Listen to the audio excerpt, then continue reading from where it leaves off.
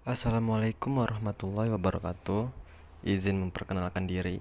Nama saya Okta Iman Riansyah, NPM 202111045 dari jurusan Ilmu Hukum Universitas Bandar Lampung.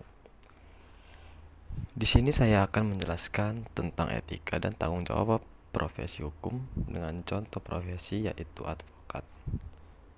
Pertama-tama saya akan menjelaskan apa itu pengertian etika. Kata etika berasal dari bahasa Yunani, ethos atau taeta, yang berarti tempat tinggal, padang rumput, kebiasaan atau adat istiadat oleh filsuf Yunani Aristoteles.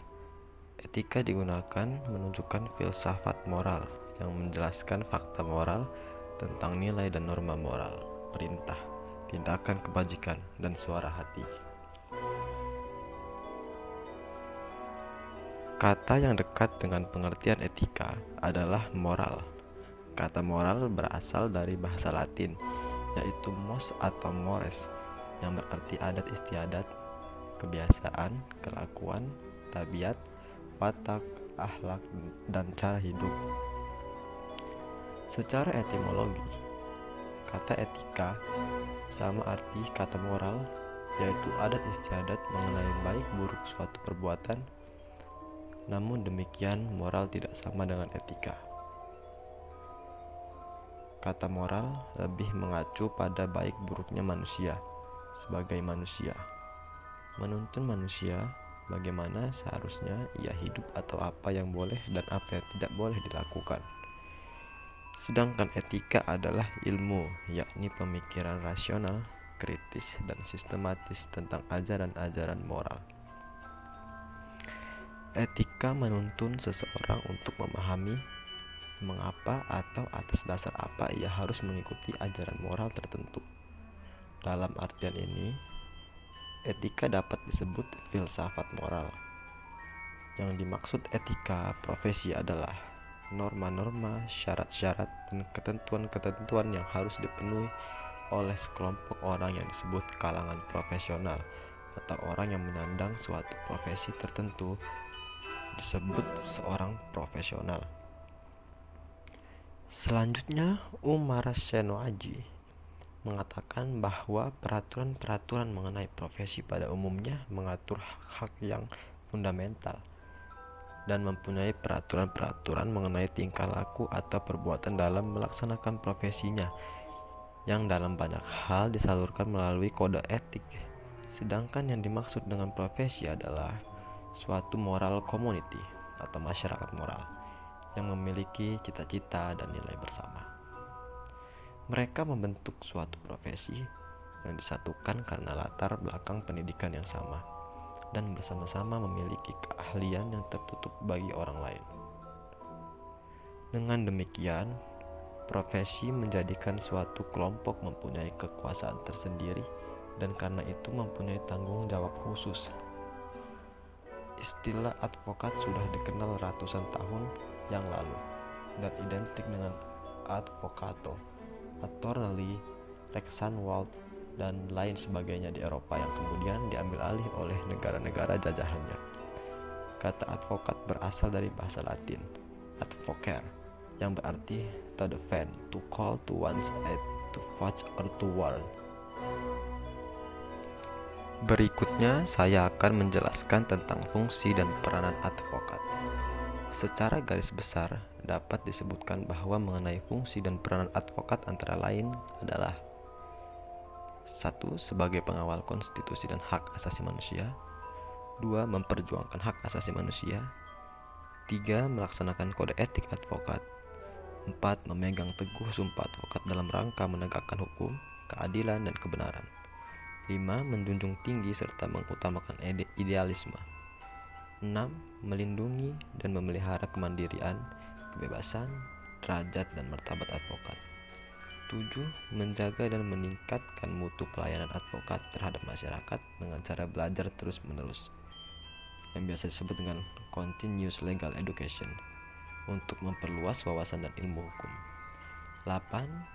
Memelihara kepribadian advokat karena profesi advokat merupakan profesi yang terhormat. 9. Menjaga hubungan baik dengan klien maupun dengan teman sejawat. 10. Memberikan pelayanan hukum, legal service, nasihat hukum, legal advice, konsultasi hukum, legal consultation, pendapat hukum, legal opinion, informasi hukum, legal information, menyusun kontrak-kontrak, legal drafting, membela kepentingan klien, litigasi, dan mewakili klien di muka pengadilan, legal representation. Yang terakhir, memberikan bantuan hukum dengan cuma-cuma kepada masyarakat yang lemah dan tidak mampu. Menjadi advokat juga harus melaksanakan suatu hak dan kewajiban yang dimilikinya, antara lain: 1. Advokat bebas mengeluarkan pendapat atau pernyataan dalam membela perkara yang menjadi tanggung jawabnya di dalam sidang pengadilan dengan tetap berpegang pada kode etik profesi dan peraturan perundang-undangan. Yang kedua, advokat bebas dalam menjalankan tugas profesinya untuk membela perkara yang menjadi tanggung jawabnya dengan tetap berpegang pada kode etik profesi dan peraturan perundang-undangan. Yang ketiga, advokat tidak dapat dituntut baik secara perdata maupun pidana dalam menjalankan tugas profesinya dengan itikat baik untuk kepentingan pembelaan klien dalam sidang pengadilan. Yang keempat, dalam menjalankan profesinya, advokat berhak memperoleh informasi, data, dan dokumen lainnya baik dari instansi pemerintahan maupun pihak lain yang berkaitan dengan kepentingan tersebut yang diperlakukan untuk pembelaan kepentingan kliennya sesuai dengan peraturan perundang-undangan. Yang kelima, advokat dalam menjalankan tugas profesinya dilarang membedakan perlakuan terhadap klien berdasarkan jenis kelamin, agama, politik, keturunan, ras, atau latar belakang sosial dan budaya. Yang keenam, advokat wajib merahasiakan segala sesuatu yang diketahui atau diperoleh dari kliennya karena hubungan profesinya, kecuali ditentukan lain oleh undang-undang.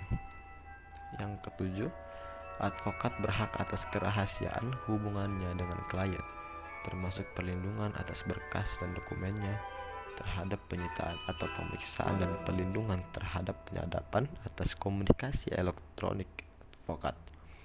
Yang ke-8, advokat dilarang memegang jabatan lain yang bertentangan dengan kepentingan tugas dan martabat profesinya. Ada pula faktor penghambat bagi advokat dalam menjalankan perannya sehingga melanggar kode etik. Ada beberapa pelanggaran kode etik yang sering dilakukan oleh advokat, antara lain: 1. Berkaitan dengan persaingan yang tidak sehat antara sesama advokat seperti merebut klien, memasang iklan, menjelek-jelekan advokat lain, intimidasi terhadap teman sejawat. 2.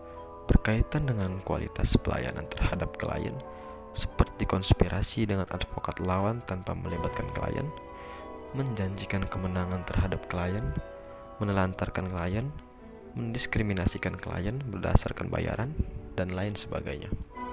Yang ketiga, melakukan praktek curang, seperti menggunakan data palsu, kolusi dengan pegawai pengadilan, dan lain-lainnya.